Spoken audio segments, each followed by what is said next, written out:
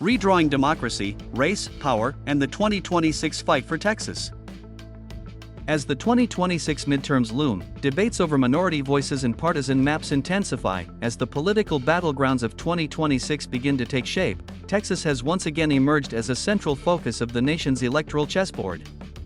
President Donald Trump recently signaled an aggressive strategy aimed at redistricting efforts that could boost Republican gains in the Lone Star State and beyond. 5 seats, he mused, perhaps more.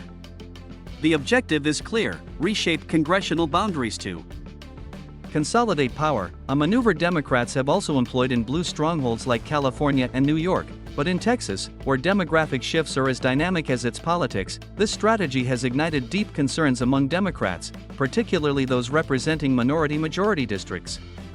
Representative Jasmine Crockett, a Democrat from Texas's 30th district, has been outspoken in her opposition. She contends that Republican-backed redistricting efforts are a direct attempt to dilute the political influence of minority communities. They're not just moving lines on a map, Crockett warned. They're dismantling communities of interest and marginalizing voices that have fought hard to be heard. Her criticisms echo a broader narrative that's gained traction in recent years, one that questions the fairness and intent behind gerrymandering, especially when it disproportionately affects communities of color. However, her Republican challenger in the upcoming race, Daniel Sheldon, sees the issue through a different lens. Sheldon, himself a minority and a product of a rural Texas upbringing, argues that the accusations of voter suppression and identity-based politics no longer resonate with an evolving electorate. TX30 is changing, he states, pointing to a rightward trend in recent elections. What we're witnessing isn't a silencing of voices, it's a redirection.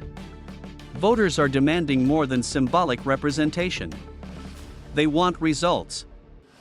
He's critical of Crockett's record, characterizing it as lacking legislative achievement and suggesting she's more focused on rhetorical battles than delivering tangible outcomes.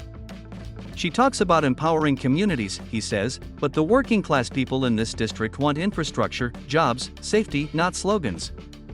This clash isn't just political, it's deeply personal. Sheldon recalls his own journey to public service, inspired by a white mentor during his youth in Sherman, Texas.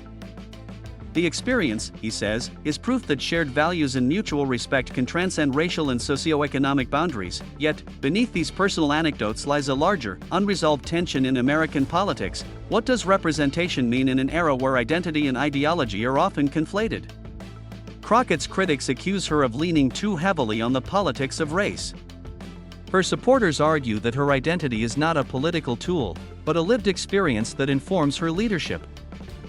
At the heart of this debate is a question that extends far beyond Texas. In a pluralistic democracy, how do we balance the right to fair representation with the political realities of redistricting? As both parties engage in the high-stakes game of mapmaking, the line between strategy and suppression becomes increasingly blurred. With the 2026 midterms approaching, TX30 may well become a bellwether, not just of party strength, but of the country's commitment to inclusive governance. In the end, whether redrawing a district line or defending a seat in Congress, it's not only about who wins, it's about who is seen, heard, and counted.